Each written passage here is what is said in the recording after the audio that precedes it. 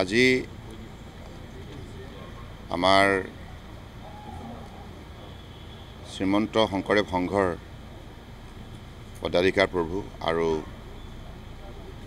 শংকৰদেৱ বিশ্ববিদ্যালয়ৰ মাননীয় আচাৰ্য কমলাকান্ত গগৈ প্ৰভুৰ এখন অভিনন্দন গ্ৰন্থ প্ৰকাশ কৰা হ'ল তেখেতৰ জন্মদিনৰ উপলক্ষে। আৰু শ্ৰীমন্ত শংকৰদেৱ সংঘই জন্মলগ্নৰে পৰা অসমৰ সমাজ জীৱনত গুৰুত্বপূৰ্ণ ভূমিকা পালন কৰি আহিছে আৰু উল্লেখযোগ্য কাম কৰিছে। তেখেতসকলে স্কুল, কলেজ, বিশ্ববিদ্যালয় প্ৰতিষ্ঠা কৰি অসমৰ উঠি অহা প্ৰজন্মক আধ্যাত্মিক আৰু সাংস্কৃতিক শিক্ষাৰে শক্তিশালী ওপৰত গঢ় দিয়াৰ প্ৰয়াস কৰিছে। গতিকে মই শ্ৰীমন্ত শংকৰদেৱ সংঘৰ প্ৰতিগৰাকী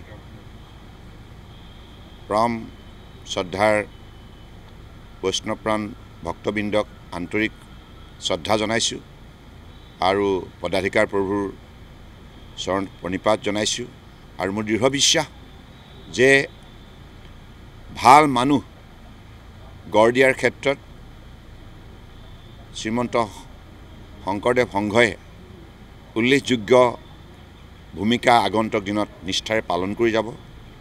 আমি অসম চৰকাৰৰ তৰফৰ পৰাও আমাৰ যুৱ সমাজৰ মাজত আধ্যাত্মিক চেতনা শক্তি গঢ় দিয়াৰ নিমিত্তে শংকৰ সংঘই যিখিনি মহৎ পদক্ষেপ লৈছে তাৰ বাবে আমিও তেখেতসকলক সকলো সময়তে আন্তৰিকতাৰ সহযোগিতা আগবঢ়োৱাৰ নিমিত্তে প্ৰয়াস কৰিছোঁ। আৰু আমি এনেধৰণে অসমৰ বৰাক ব্ৰহ্মপুত্ৰ পাহাৰ ভৈয়ামৰ বৃহত্তৰ অসমীয়া সমাজখনৰ মাজত সমন্বয় দ্বাৰা সমাজখনক শক্তিশালী ওপৰত গঢ় দিব লাগিব গুৰুজনাৰ আদৰ্শৰে। আজি খুব এটা পবিত্ৰ মুহূৰ্ত। শ্ৰীমন্ত শংকৰদেৱ সংঘৰ মহামান্য পদাধিকাৰ আৰু মহাপুৰুষ শ্ৰীমন্ত শংকৰদেৱ বিশ্ববিদ্যালয়ৰ সন্মানীয় আচাৰ্য কমলাকান্ত গগৈ আজি বিশ্বৰিত আভা নামৰ এখনি গ্ৰন্থ অভিনন্দন গ্ৰন্থ আজি প্ৰকাশ কৰি উলিওৱা হৈছে। আৰু এই অভিনন্দন গ্ৰন্থখনি উন্মোচন কৰিবৰ কাৰণে অসমৰ মাননীয় মুখ্যমন্ত্ৰী সৰ্বানন্দ সোণোৱাল ডাঙৰীয়া তেখেতে মুখ্য অতিথি হিচাপে আৰু গ্ৰন্থখনি উন্মোচক হিচাপে উপস্থিত আছিল। শ্ৰীমন্ত শংকৰদেৱ সংঘৰ মহামান্য পদাধিকাৰ, মুখ্য উপদেষ্টা, উপপদাধিকাৰ, প্ৰধান সম্পাদক, যুটীয়া সম্পাদকে প্ৰমুখ কৰি বিশ্ববিদ্যালয়ৰ উপাচাৰ্য, পঞ্জীয়ক আৰু প্ৰায় 30খন জিলাৰ পৰা অহা প্ৰতিনিধিমূলকভাৱে অহা বাপ বান্ধৱ সমষ্টি আজি এই সভাত অংশগ্ৰহণ কৰিলে।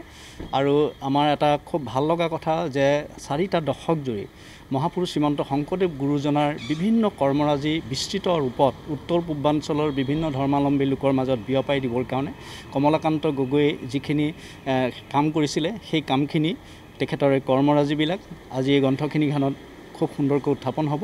আৰু সেইকাৰণে এটা বিশ্বৰিত আভা এটা চাৰিওফালে বিয়পি যাব এই গ্ৰন্থৰ জৰিয়তে। ইয়াৰ পূৰ্বেও তেখেতৰ কেইবাখনো গ্ৰন্থ উন্মোচন হৈছে, অভিনন্দন গ্ৰন্থ। গতিকে 81 বছৰ জন্ম জয়ন্তীৰ লগত তেখেতৰ জন্মৰ লগত উপলক্ষ কৰি এই গ্ৰন্থখিনি প্ৰকাশ কৰা হৈছে। গতিকে মই পদাধিকাৰীগৰাকীলৈ ধন্যবাদ জনাইছোঁ আৰু ইয়াত অংশগ্ৰহণ কৰা সাংবাদিক বন্ধুসকলকে প্ৰমুখ কৰি বিভিন্ন প্ৰান্তৰ পৰা অহা বাপ বান্ধৱ ভক্তবান ৰাইজ আৰু সদাশয় ব্যক্তিসকলক মই ধন্যবাদ অৰ্পিত কৰিছোঁ। আপোনালোকে জানে যে 90 বছৰীয়া ইতিহাস গৰকা শ্ৰীমন্ত শংকৰদেৱ সংঘৰ দৰে এইটো অতি সৰ্ববৃহৎ জাতীয় অনুষ্ঠানটি। আৰু এই অনুষ্ঠানৰ 100 বছৰলৈ মাত্ৰ 10টা বছৰ বাকী আছে। আৰু 100 বৰ্ষৰ উপলক্ষে ইতিমধ্যে 10 বছৰ আগতে পূৰ্ণ প্ৰস্তুতিৰে আমি 100খন গ্ৰন্থ প্ৰকাশৰ সিদ্ধান্ত কৰিছোঁ। আমাৰ গৱেষণা পৰিষদ আছে, বিশ্ববিদ্যালয়, পৰিয়াল আৰু সাহিত্য শাখাই। আৰু আটাইতকৈ ডাঙৰ কথা যে মাননীয় মুখ্যমন্ত্ৰী ডাঙৰীয়াই যোৱা বৰ্ষত তেখেতে বিহুপুৰীয়াত অনুষ্ঠিত যুৱ সমাৰোহত এটা আহ্বান জনাইছিল। মহাপুৰুষ শ্ৰীমন্ত শংকৰদেৱ গুৰুজনাৰ যি যাত্ৰা, যি তীৰ্থভ্ৰমণ, দুবাৰকৈ তীৰ্থ 12 বছৰ পৰ্যন্ত তীৰ্থভ্ৰমণৰ এই যিটো গোটেই জীৱনৰ বৰ্ণিল যাত্ৰা, এই যাত্ৰাটোক বিজ্ঞানসন্মতভাৱে আৰু সকলো মানুহে জানিব পৰাকৈ কি যাতায়াত ব্যৱস্থা ব্যৱহাৰ কৰিছিল, কেনেকৈ গৈছিল, ক'ত আছিল, এই গোটেই বৰ্ণিল জীৱন আজি গৱেষণাৰ ভিতৰত সোমোৱাবৰ কাৰণে তেখেতে আহ্বান জনাইছিল। আৰু সেইকাৰণে আজি এটা উপযুক্ত স্থানত তেখেতৰ আহ্বানৰ প্ৰতি সঁহাৰি জনাই আমি 100খন গ্ৰন্থৰ লগতে এই গৱেষণামূলক যিখিনি কাম, এই কামখিনি শ্ৰীমন্ত শংকৰদেৱ সংঘই কৰিব। আৰু মাননীয় মুখ্যমন্ত্ৰী মহোদয় ইয়াৰ যিখিনি আৰ্থিক যিখিনি সহযোগ লাগিব শ্ৰীমন্ত শংকৰদেৱ সংঘক নিজেই ঘোষণা কৰিছিলে। আৰু আজি তেখেতে আমাক আশ্বাস দিছে যে এইখিনি সম্পূৰ্ণ কৰিবৰ কাৰণে, গ্ৰন্থৰাজি সম্পূৰ্ণ কৰিবৰ কাৰণে অসম চৰকাৰে এই ক্ষেত্ৰত আমাৰ যথেষ্ট সহায় কৰিব।